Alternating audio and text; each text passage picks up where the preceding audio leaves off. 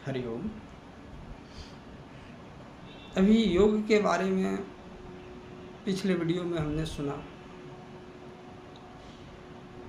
कि योग क्यों करना चाहिए,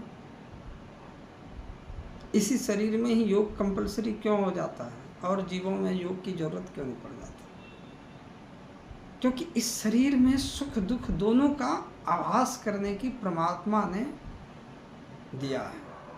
सुख के साथ साथ एक सुख दुख के बंधन से मुक्त होने का भी रास्ता बताया इसी शरीर में, दूसरे शरीर में नहीं है।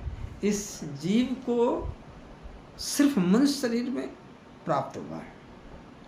तो योग क्या करता है, योग सिखाता क्या है? योग इससे बाहर निकलने की कला बताता है।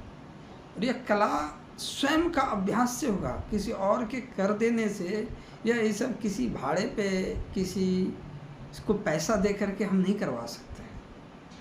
पैसा दे करके किसी और से करवा देने से योग नहीं हो जाता है।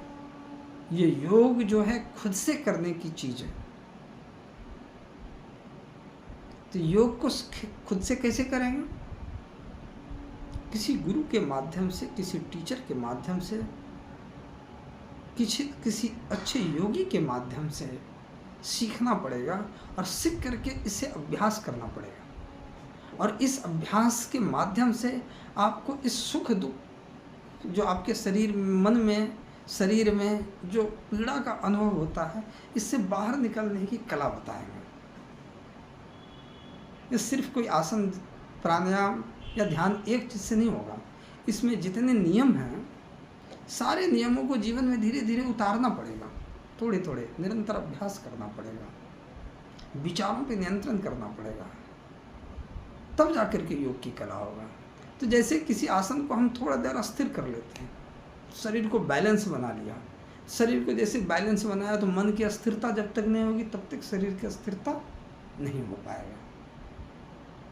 प्राणायाम किया, प्राणायाम में किसी प्राण के ऊपर, श्वास के ऊपर नियंत्रण कर लेना। जब तक मन के ऊपर नियंत्रण नहीं होगा, मन में अस्थिरता नहीं आएगी, मन में शांति नहीं होगी, विचारों पर नियंत्रण नहीं होगा, तब तक प्राणायाम में पकड़ नहीं होगा। बंधन, उस प्राणायाम को पकड़ नहीं पाएंगे, उस प्राणा को, उस ऊर्जा को अनुभव नहीं कर पाएंगे। ध्यान है, ध्यान की विधि को